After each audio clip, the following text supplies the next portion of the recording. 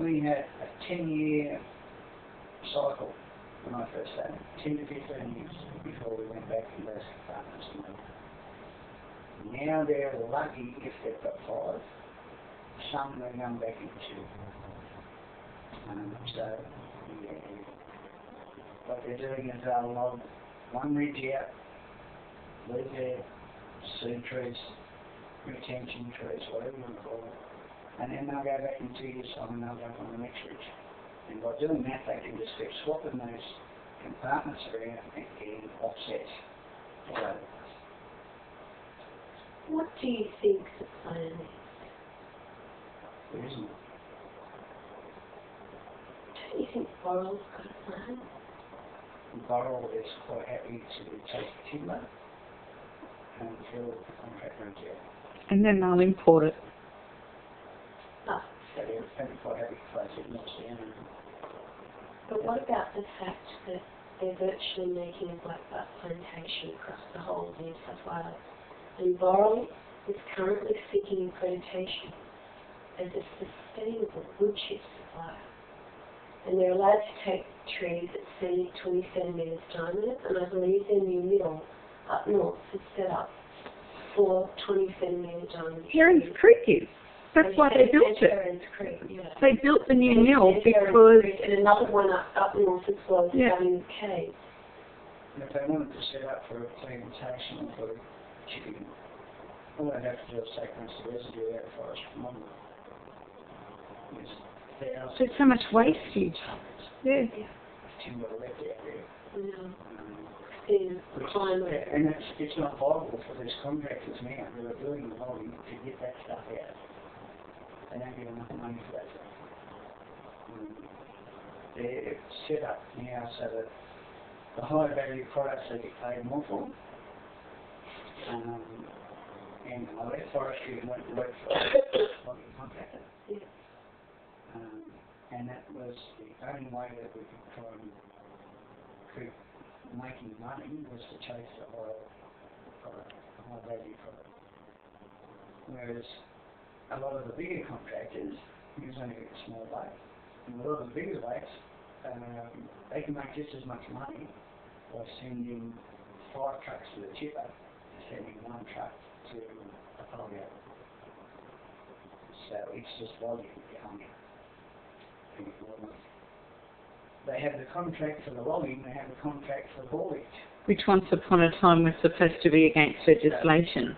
They're feeding their own trucks. Forestry has said that they have control over which trucks go where, but there's only a couple of contractors that are... Brian Smith. They're the only 2 haulage contractors really on the mid-north coast. Yeah. And then harvesting, you've got Hoffman's does the harvesting as well. Brian Smith does harvesting as well. Charlie Boyd is he still going? Charlie does plantations, and you've got Richard May that does Summers lumber. He's only small. A guy called Dave.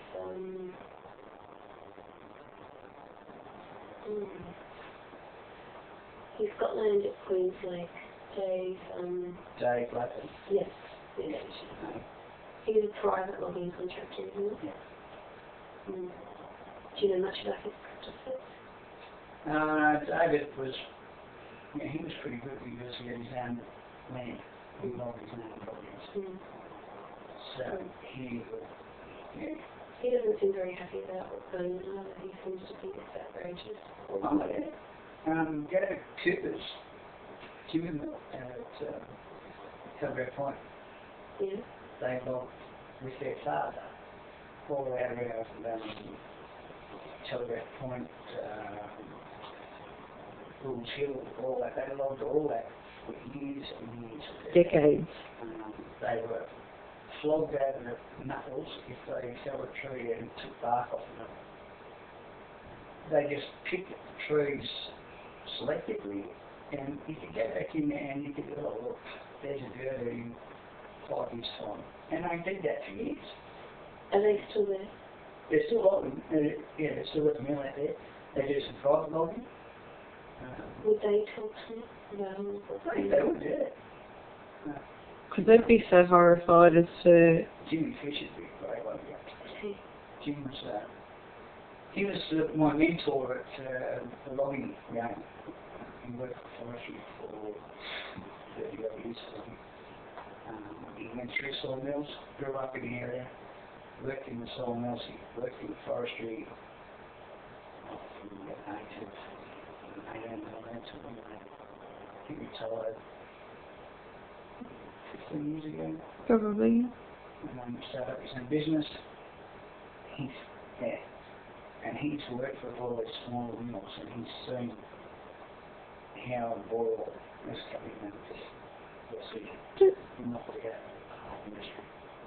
It's not only Boral to blame for monopolising. Like, yes, Boral as a company have come in and monopolised an industry, but forestry as their management has a huge amount of accountability for their actions in the way that they've gone about it, rather than ever saying, stop, no, we can't do this. What you're wanting is not sustainable. We're destroying our forests to meet this agreement.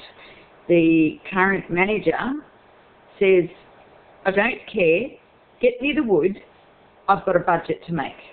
yeah. End of story. She is an economist, and I have heard before she only looks at things from an economic perspective. I've been told that. Absolutely. So she would surround herself with people that would do her bidding, wouldn't she? She has just completely cleared ranks of all managers that have been in the industry for a long time that were passionate about looking after the forests and maintaining them as sustainable forests as the first and foremost point of care, to having the new younger generation of foresters that say, yes, Kathy, no, Kathy, 3 bags full, Kathy. And the only employees that she has in the All Hope office now that answer to her are people that give her exactly what she's after. She does not have anybody now that stand up. John Mills, who once wrapped Pat over the knuckles many years ago as regional manager for logging, he knocked out 4 huge trees at Queen's Lake because he thought if he took them out, everything else would generate so much better because they were blocking so much light, etc. And John Mills was horrified and said he'd never let you log back in Queen's Lake. But it came back beautifully. John Mills was a passionate forester about maintaining the forest. John Mills had a plot up top end of the Langry there that does some huge retailers there, and he would not let anyone log that. It's now part of the National Parks, but it's a beautiful standard for large towers. Old growth, beautiful trees. So, and he had an idea of reserving areas like that. But yeah, unfortunately, no longer. If you get a log out, you get it. And there is no diversity left out there. It's not. The practice of keeping cowwoods, koala fruit trees and grey gums, bloodwoods, no, that's they're gone, they're out of that. It's rubbish for that blackbuck. That's their bread and butter. Yeah. Boral doesn't want anything but blackbuck. Yeah. That's their bread and butter. They actually send it in on an alarm cell because they don't want it. Yeah. They're just, as far as I'm concerned, it's just destroyed it. And that's one of the reasons why I put the opinion on that. How long ago did you leave? 2.5 years ago.